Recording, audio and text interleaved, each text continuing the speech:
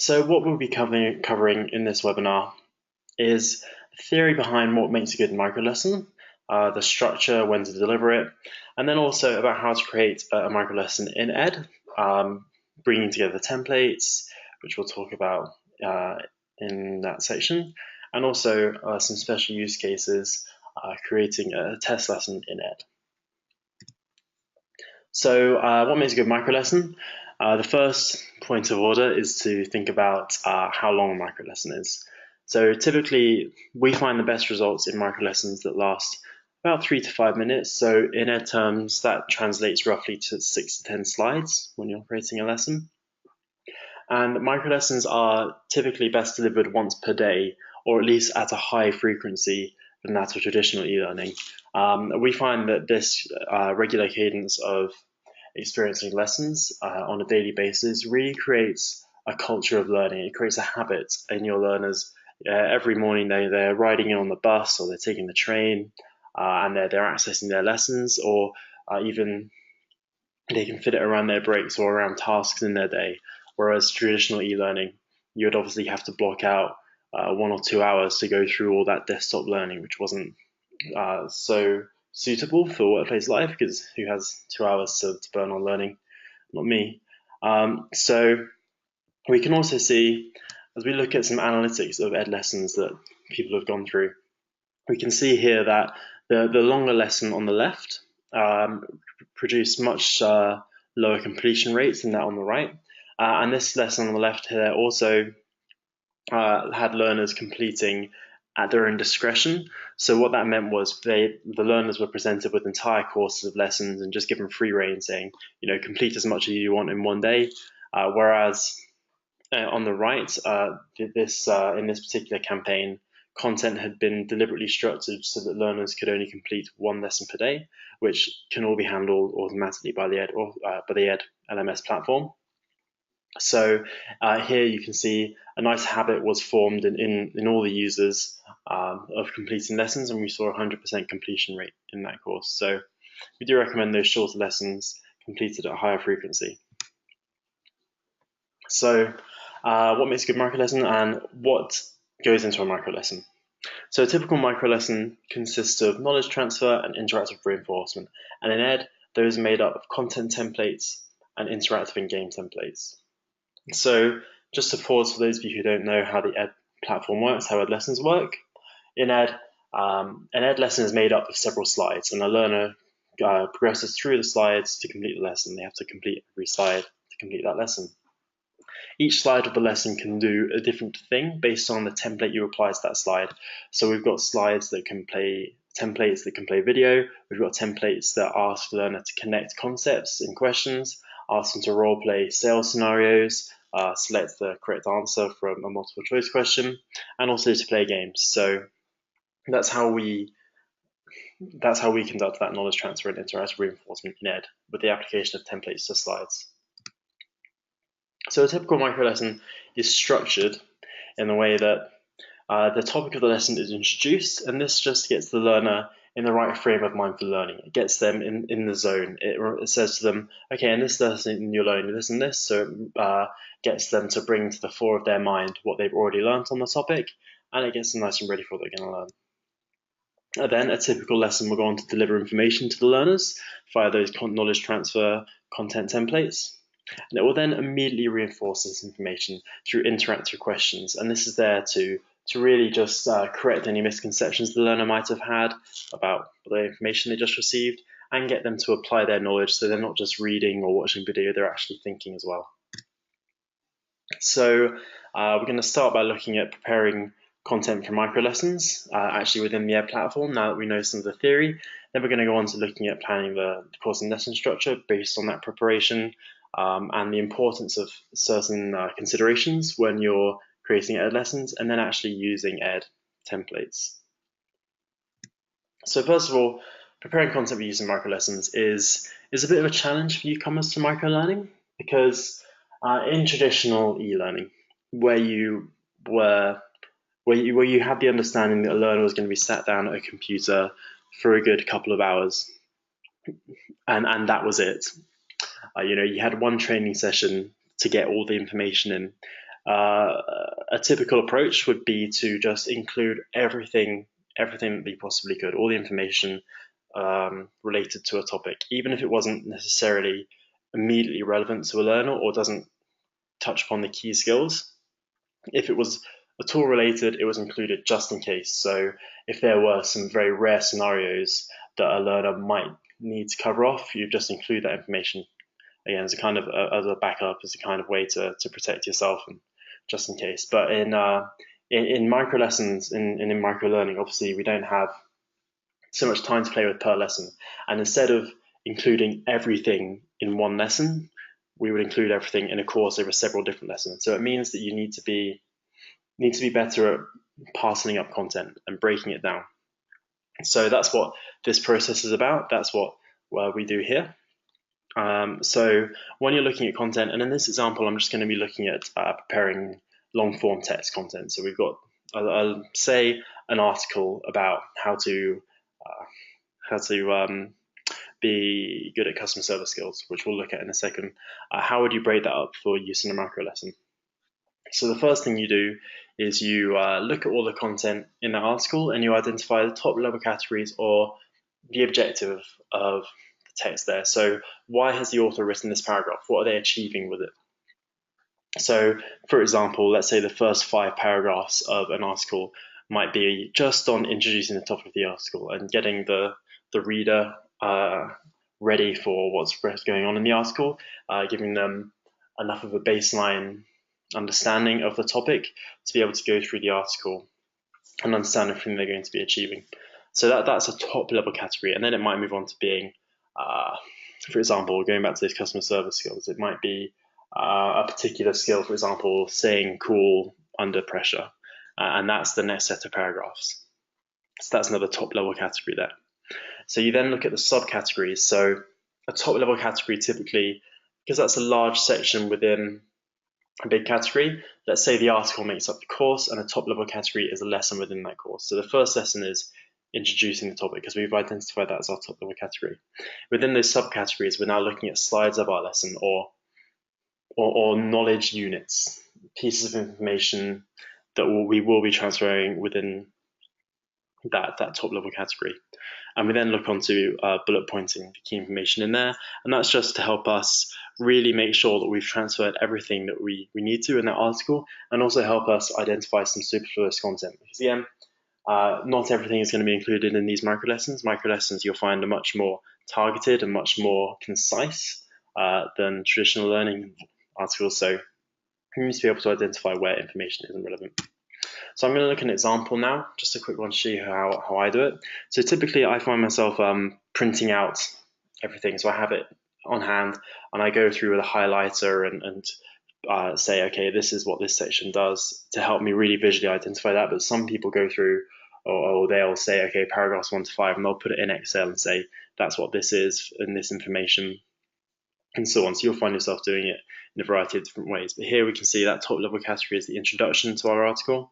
And then we've got these subcategories that we use to identify the slides of the lesson. So here, I would probably take that second subcategory as our first slide of the lesson to introduce the content, because as we covered previously, a traditional micro lesson introduces the content first. We then would move on to saying why these are important, because I'd like to be hooking the learner at that point. I'd like to be saying, okay, we're introducing our course at this first point, so we want them to understand why everything's important they go through, and then move on to some of that more knowledge transfer that will be in that lesson, so more substantial content. So, okay, now you need to understand the difference between being a people person and having customer service skills. Moving on to another example from that article, we have a couple of top level categories here, very nicely parceled up for us by the author, and the patient skill and the attentiveness skill. And then further subcategories in there. And again, these would make up the introduction to our lessons on patience and attentiveness and the knowledge transfer within that lesson. So we've got some nice examples of how these skills work. And we can really see, okay, so this is the important information in this top level category. Then you can get on to thinking about how you would reinforce those key messages. In fact, looking at those bullet points that we generated and say, right, this is that key piece of information that this paragraph is telling us. So what can I do to reinforce that information in my interactive reinforcement? So that's how to prepare content for microlessons. So you then use that to make a lesson plan in your course. So typically, something you need to think of, as well as having these top level categories, is adding in review lessons. So if you are following the strategy of delivering one lesson every day, then what you might want to do is introduce a review lesson every 5 lessons. And what that will mean is that on a Friday, your learners are reviewing everything that they've looked at in the week. So it's not a test. It's not about going through and saying, now we want to make sure you're actually paying attention. It's actually helping reinforce those key messages. They learn, let's say on Monday, they had some knowledge transfer, they were initially reinforced on that message. Now 4 days later, we're just bringing it back up to them and saying, okay, remember this is what you covered this week. And typically that will be done with educational micro games or purely interactive templates. There's generally no knowledge transfer in there. It's all about reviewing that content from the week. And something you also need to consider from I guess, a technical standpoint is that you want to have some nice lesson descriptions and a course description for your learners to go through. This is helpful for you as well, because it helps you remember the learning objective of your lesson when you're actually creating it, and you look back and think, now, does this piece of information help achieve that learning objective? Does my interactive reinforcement help me achieve that learning objective? Because you really do have to be asking yourself as you go through creating your microlearning content at every point, is this helping achieve my goal? Because if it isn't, then it's probably a bit of superfluous content you don't want in there. Just another core tenet, I guess, of creating micro lessons is to have a unique learning objective per slide. So it's really carrying on from what I was talking about just then, that you don't want any superfluous content in your lessons. So that means that every single slide of your lesson has to have a unique objective. So something that I see in newcomers to creating micro lessons, they'll often have 2 or 3 templates on the same topic. For example, they'll introduce one sentence on the first slide and then move on, and it's more sentences on the same topic in the next slide, but it is not really concise enough. And every time you're adding a slide to your lesson, you're increasing the length of time your learner is in it, and it's a resource. Your learner's time is a resource, because even outside of keeping the learner's attention in these nice short lessons, it's time that if they're spending learning, they're not spending doing their job, for example. So you want to keep your lessons nice and short, not only for the added educational efficiency. So you can see in this example lesson here that, of course, we started by introducing our lesson. We then moved on to educating our learners with a video template, where we uploaded a video and educated them with that. And then we immediately reinforced that information with a multiple choice template. So that knowledge transfer was immediately reinforced. We then moved on to adding some more knowledge transfer in there on a different topic related to the same learning objective, and then carried on with those reinforcements throughout the lesson. And for each slide, we had unique learning objectives, so that we knew that everything in there was important and relevant to our learners. Something else that you need to keep in mind when creating your lessons is using a variety of ed templates. So the template library, the templates you can use to change what your slides do, is massive. We've got 60 templates in there. Actually, we've got more than 60 now. It's always increasing. And each of our templates make the slides do different things. And of course, templates can do more than one thing. It's not just like you use one template and it can only do that. Each template has 4 or 5 different variations, and I'm sure there's even more. You can be really creative with them and ask loads of questions in loads of different ways. So using a variety of templates makes your lessons much more interesting to learners. So something that, again, a lot of beginners do when they're creating lessons in ed is they'll stick to using multiple choice over and over for their interactive reinforcement. And it's everyone can make a multiple choice question, so that's great for newcomers, but if you force yourself, or if you try to use these other interactive templates, you can really make some nice, engaging and interesting lessons for your learners. So instead of just tapping their way through multiple choice questions, they're interacting with the lessons in different ways. They're dragging and dropping, they're drawing lines to connect, they're role playing actual real life situations, and they're filling in sentences, and it's just much more interesting for them. It keeps them engaged, and it makes you feel nice and creative when you've done it. So it's a real important thing to do. So I'm going to go actually creating a lesson in Ed, looking at different templates. So to recap, we introduce the topic of our lesson and we use content templates for this. We then deliver information to our learners, again, using content templates. And then we go on to reinforce this information with interactive or game templates. So when introducing your lesson, I recommend for newcomers, use the title slide or image gallery or scrolling media. So title slide is standard. It's got a title and then a subtitle that you can use to offer some more information to your learners. And then the image gallery template, it's a great one for passing out some information with a swiping mechanic, and the same with scrolling media. These are great ways to introduce your lesson and then move on to conducting knowledge transfer on the same slide for those of you who want to be really efficient with your slide usage. So actually moving on and conducting knowledge transfer, similarly to the introduction, I really recommend the scrolling media and image gallery templates. These are so versatile, and I probably use one in every lesson. I really think they're nice and fun, and they're great to configure, and they're great for beginners. So do try them out as your knowledge transfer templates. Also, for bringing in video into your lessons, I recommend the YouTube video template, simply because you don't necessarily have to have perfect video shot for you to hand. And YouTube, there's hours and hours uploaded every minute, so there's always content there relevant to you. And the expandable list template as well is a great one for when you don't have time to draw in some media or to grab some imagery relevant to your content. It's just a nice way to present a list to your learners. And as you can see here, what the learner gets presented with is a title and some explanation, and then an overview of everything they're going to learn within the slide, and then they tap to get more information. So it's a nice way to provide a sort of summary when they arrive on the slide, so of what they're going to learn there, and then provide some more information too. So there are some considerations with those final two. Just make sure you're not making your lesson too long with them. So it can be quite easy to put a lot of text in that expandable list, and then if your learner's reading for too long, your lesson's not so micro anymore. Maybe you want to split that up into another slide. You could add some interactive reinforcement and then move on to doing some more knowledge transfer later in the lesson with a different template. Similarly, the YouTube video, obviously if you're drawing in a 10-minute video of someone talking about how to sell, it's not a micro lesson anymore because we're spending too long on the video. So it's recommended to try and find some nice shorter videos, or just break up those videos into relevant pieces of information.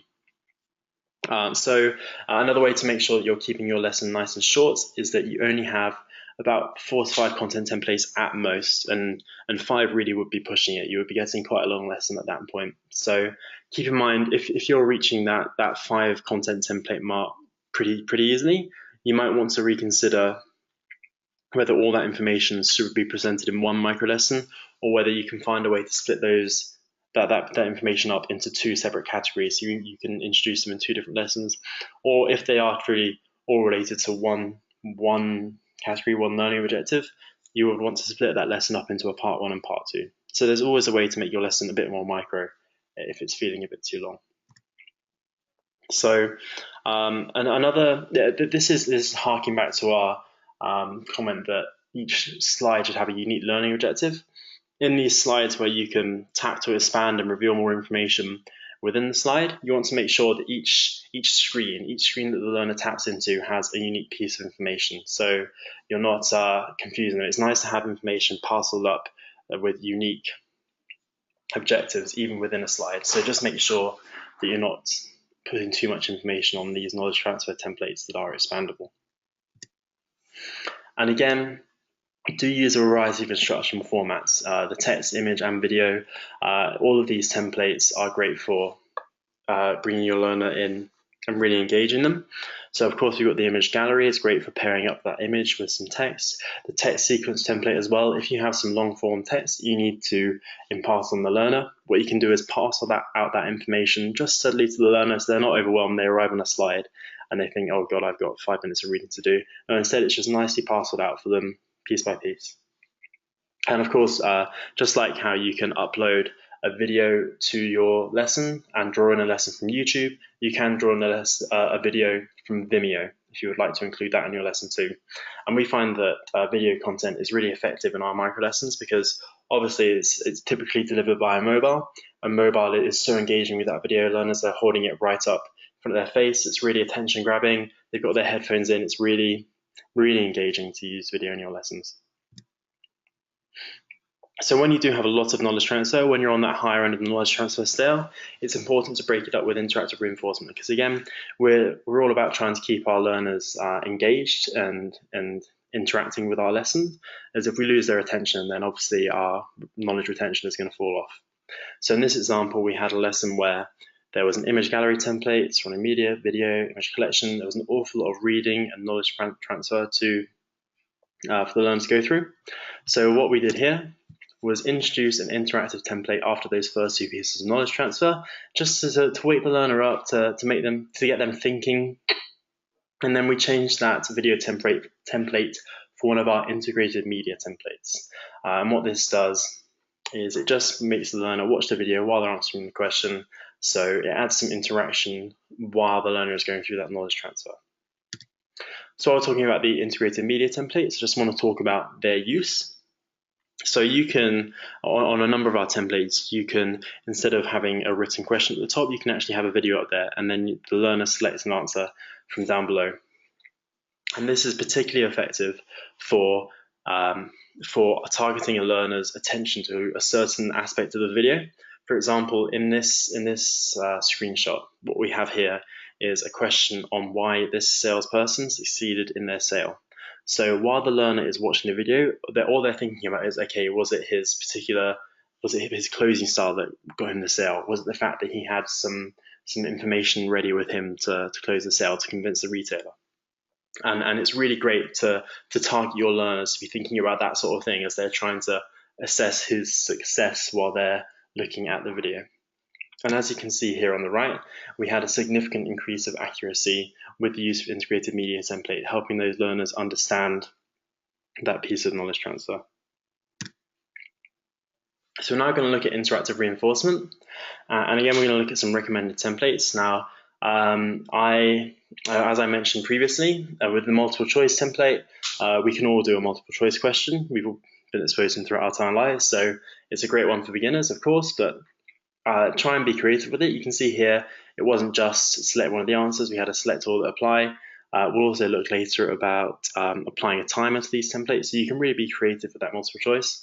But also what you can do is use the chat template, for example, and this is great for getting learners to apply their knowledge. So they're not just answering a multiple choice question, we're putting them in a situation and getting them to think about how they would act in that situation.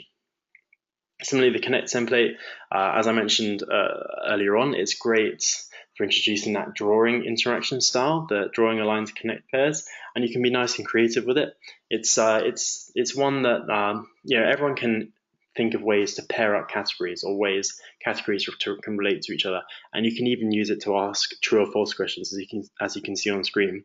So it's a nice example of how you can be creative with an ed template. You don't just have to use multiple choice to ask a true or false question.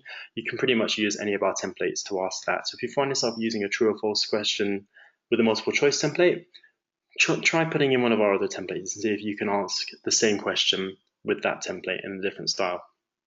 Similarly, the missing word template. It's great for that standard use where you want to reinforce the key messages of a statement, of a question, but then you can also use it creatively to ask particular questions, for example, inserting the right words in a sentence to make it correct. And it really is a great way to get your learners to put their minds to the test in a way that's not quite standard. So what you want to keep in mind when you're using interactive templates is it's about reinforcing the key learning messages of the lesson. It's not about a test. So sometimes what people will do is use interactive templates to kind of try and catch people out and go, okay, we've just done this knowledge transfer, but were you paying attention to this really obscure bit that was mentioned once? But that's not the point. We're not trying to make our learners feel bad or punish them for not answering a question correctly. We're trying to use these interactive questions to reinforce that learning message. So we go through, we've given them some knowledge transfer, and we highlight what we think is the most important part, and we use our interactive templates to reinforce that. And then we might well go on to using templates like the chat template to get them to apply their knowledge, perhaps introducing some extra difficulty there, saying, okay, you now understand that concept, but how can you use that concept in a real life situation? A rough guide would be to have one interactive template per content template at a minimum. Again, this is just a nice rough guide or a way that you can test your lesson. You look at it and think, okay, I've got 6 content templates, 2 interactive templates. What that probably means is that your lessons, it's not right, it's not balanced correctly. If you've, these interactive templates really are a key point, a key piece to your lesson for reinforcing those messages and getting them embedded in your learners' brains. So you always want to have them there reinforcing those key messages. So if perhaps you've got slides that you don't really think need to be reinforced, then maybe that's information that's a bit superfluous, it's not making your lesson micro, and it's using up a slide where you could be reinforcing that message again or getting your learner to apply themselves and apply their knowledge. So aim to have around 1 interactive template per content template, at least at first, before you get a hand of the system and a hang of creating micro lessons. So I did mention timed interactive templates previously. So each of our interactive templates can have a timer added to them, and it's a really nice way to create some quick gamification in your lessons. I like to include at least 1 timed interactive question per lesson, because what this does is it makes learners they get used to the idea that at least at some point they're going to be jumped into a game, and immediately as they arrive on that slide, they see that timer counting down, and it gets them nice and engaged, and it gets them nice and active and in the moment, because they have to think quickly if they want to answer correctly. And definitely if you're deploying stars, if you're using gamification with stars, it means that they have to be much more on their toes if they want to keep going. And if you haven't used a game in a while, it's a great way to, again, add that little bit of gamification to your lessons and keep your learners having fun. So the final thing to consider when doing interactive reinforcement is to configure nice takeaways. So a takeaway is a really important part of reinforcing the correct answer from your learners. So as you can see on the screen here, we've got an example lesson where a learner hasn't got the correct answer to a question. So on the left, we have a takeaway where Ed is automatically reinforcing them and saying, no, you didn't get that question correct, but we haven't helped our learner out at all. They know that they got it wrong, but they don't know what the right answer is. They don't know why they got it wrong. For all we know, they could be thinking that we've just configured this lesson incorrectly. But on the right, what we have is a nice quality takeaway that provides the correct answer to help those learners who didn't get the question right, and it gives some context as to why this information is important for them to know. And even if our learner had got that question correct, it's nice to get that reinforcement in there and get them understanding that correct answer, and again, why it's important for them to know. Similarly, a very nice mistake or a nice thing that we sometimes see is instructional designers being very positive in their takeaways and saying, oh, that's right, nice one, you did it, as part of the feedback text. But it doesn't really make sense for a learner who gets it wrong. And as you can see in the screenshot on the left here, the learner might be feeling a bit confused because Ed is telling them they got the question wrong, then the rest of the takeaway there is saying they got it right. So to leave reinforcement to Ed, you can customize that text. It doesn't have to say not quite, it doesn't have to say yes, you got it correct. But that's a separate field. So just be careful when you're creating your takeaways to keep in mind that it has to work both when a learner gets the question wrong and when they get the question right. So finally, what you want to consider when you're creating your takeaways is that it has to be understandable in a context neutral scenario. So you can see on the right there, we use the takeaways of interactive templates when we are creating the lesson summary screen. So what this screen is, that when a learner exits the lesson, they get this nice screen that pops up and it summarizes everything they've learned in that lesson, just as a quick automatic recap. And because we're all about rapid authoring for creating these micro lessons, we didn't want it to be that an instructional designer had to have a whole nother area of the lessons to write when they are creating micro lessons. So again, we automatically take these from takeaways. And what that means is that when the learner's reading the takeaway in that summary screen, they don't have the context of the question there to help them understand it. So while that takeaway might make sense for the learner's just read all these different advertising formats, for example, it doesn't make sense to read all of these in your advertising formats when there's no advertising formats on the screen. So you can see it really doesn't take much effort to make your takeaways make sense even without the context of the question. So just keep that in mind. If you find yourself saying all of these or yes, this is correct in the takeaway without explaining it, just double check how that looks in the lesson summary screen. So moving on to games now. Our recommended game template is the true or false game, simply because it's so versatile. I've yet to find a lesson where you can't apply it.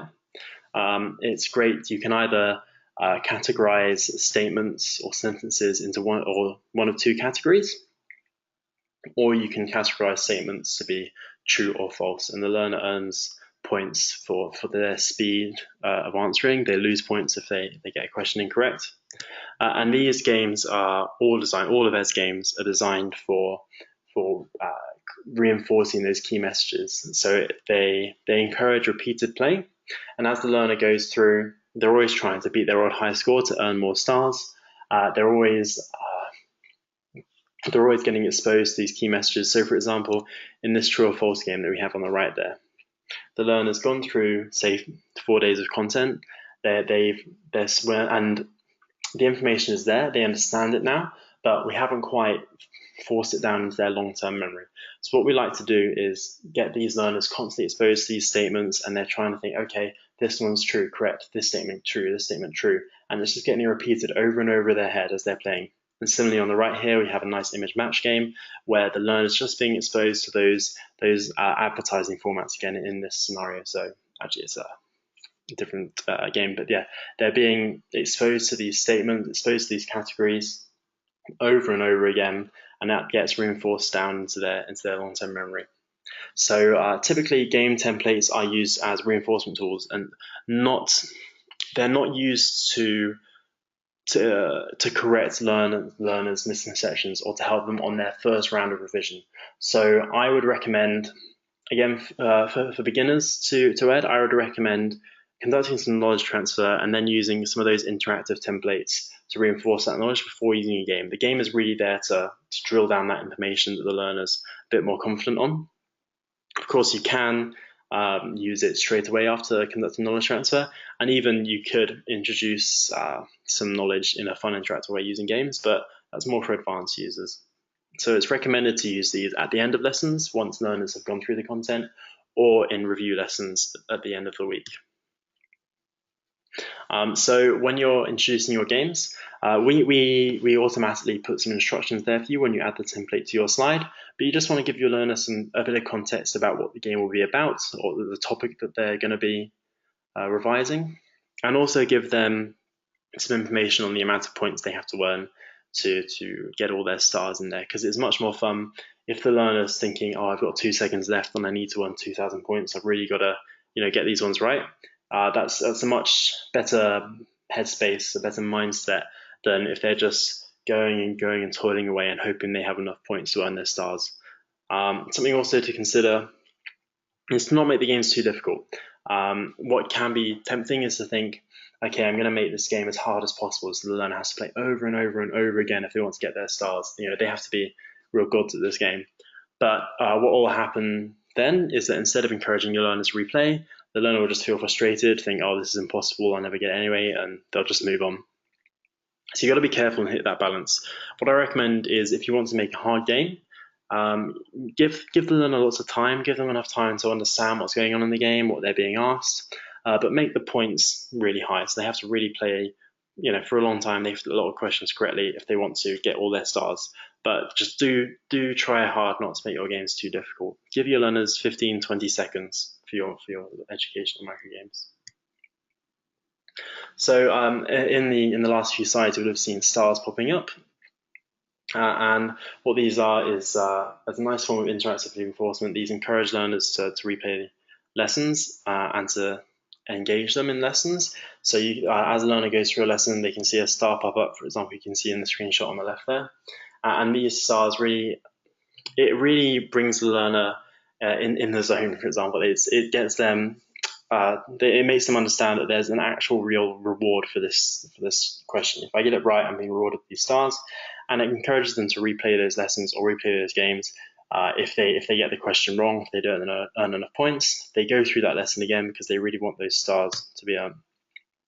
So when you're assigning stars to your question, you need to think about which star bar game you're using if you are deploying prizing.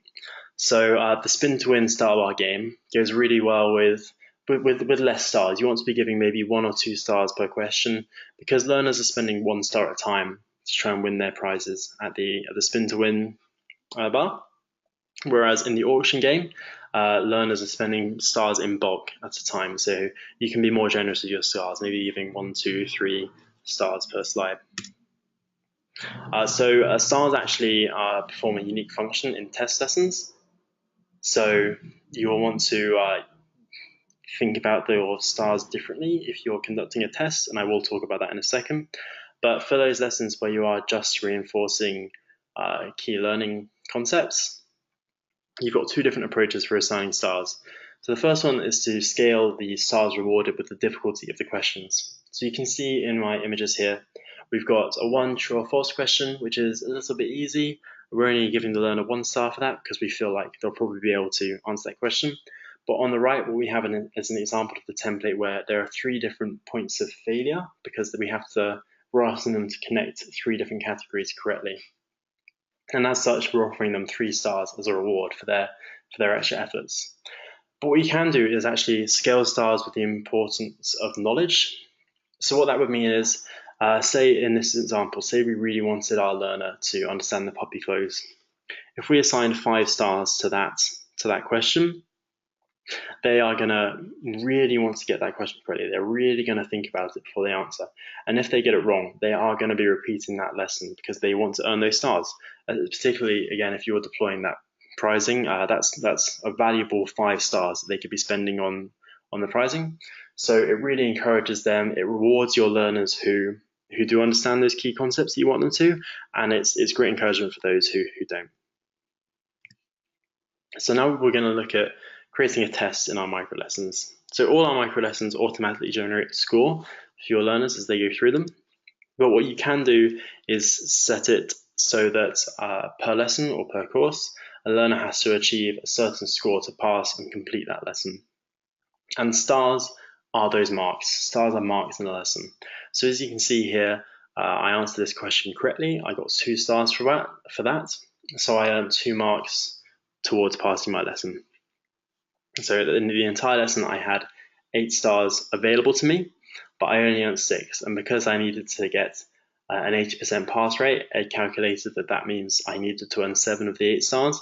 And unfortunately, I didn't pass that lesson. So it automatically lets me know, okay, you didn't pass, you have to try it again. So when you are creating a test lesson, it's important to let your learners know at the start of the lesson that they're being tested, that they're not necessarily in that nice, safe learning environment. They're not just being reinforcing some key learning concepts. They're actually being tested here, and they have to, try a bit harder if they want to pass the course. And also there are a few navigation changes within the Ed UI. When a lesson is a test, the learner can't navigate backwards to retry that question. They can't just restart the lesson halfway through. They have to see it to the end or give up. So you just need to think about when to apply a passing grade to lessons. For example, those review lessons we talked about earlier, they shouldn't really have a passing grade. They are there to help ingrain that knowledge in the learner. They're just as important to the learning process as the knowledge transfer, as they interact with reinforcement. So these shouldn't be on a pass-fail basis. They're all about helping your learner learn. Whereas test lessons typically would be deployed at the end of a course. And these ones, of course, are there for you to confirm that your learners have actually gained enough knowledge within your course to pass that test. So don't apply a passing grade to every test, without thinking about it. Sorry, don't apply passing grade to every lesson without thinking about it. It's important to say that these lessons are here for the learner to learn, and these ones are here for you to test and to pass. Again, as far as scheduling assessment goes, we recommend, of course, a test at the end of the course to make sure the learners have actually learned enough. And also putting a test down the line, maybe 1 or 2 weeks down the line, just to make sure that the learners have retained that knowledge. And you can be confident that they're going out there with everything you've taught them. So to bring it all together, we've got an example course structure here that I just wanted to reiterate that a key message that these lessons are best delivered at a daily format, or if not daily, then at a regular intervals. So we have, for example, a product training course here where the product is introduced on the first day of the week, the Monday, Then throughout the week, we're talking about the key USPs, how to talk about it to customers, if there are any objections customers may have. And again, on that Friday, you can see consistently there we've got that review lesson. Similar in competency training, we introduce it, we talk about it, and get the learners to apply it, and then review it. And in compliance training, where testing is much more important at a regular interval, we would still keep that review lesson, but just shift it back one day, because as I mentioned, it's really important to that learning process. And then we've also got an example down the bottom there of a review week that some people choose to use. And what that will mean is that when learners have gone through 3 weeks of solid learning throughout their course, you just add 1 week where it's just review throughout, and we're covering everything we've learned in the course so far, just again to really ingrain that knowledge in there. And what some people choose to do is start the week with a game template that's nice and easy, and then use the same game throughout the week, just steadily increasing the difficulty so that by the end, the learners really are masters of that content. So those lessons are typically 6 to 10 slides long, keeping them nice and micro. They typically have an introduction, then go on to conduct some knowledge transfer, and then have some interactive reinforcement. With those key recommended templates for beginners, those image gallery, the scrolling media, really great content templates. And with the interactive templates, of course, the multiple choice template, but keeping in mind you can use and should use the chat to connect and missing word templates for your interactive questions, and then the true or false game when you want to use your first game template. Because, of course, all of these lessons should have a variety of interaction styles to keep your learner engaged. And within those lessons, you should have a unique learning objective for each slide. So you know exactly what you're doing there on a slide. You're not having wasted slides. You're not having superfluous content in there. It's all targeted and useful to your learner. With those knowledge transfer templates, you're definitely not exceeding five content templates per lesson. And if you are, you've got to consider splitting that lesson up into 2. And even in those lessons where you have those extended pieces of knowledge transfer, you just throw in some interactive reinforcement within that knowledge transfer section, just to keep your learners, again, engaged and excited and interested in your lesson. When you're conducting interactive reinforcement, remember, you're not testing the learner unless you are actually doing a test. You should have at least 1 interactive template per content template in your lesson, and make sure that when you're doing your interactive templates, they have nice quality takeaways that help reinforce that learning objective of the template and help your learners understand your lesson. And then utilize games at the end of lessons or in review lessons to help embed those key concepts in their long-term memory. So that's it. That's the end of our presentation on microlearning best practices. And if you have any questions, I'd be really happy to answer them. Otherwise, I will be ending it there. I'll just give you a second to ask questions. Otherwise, well, thank you very much for attending.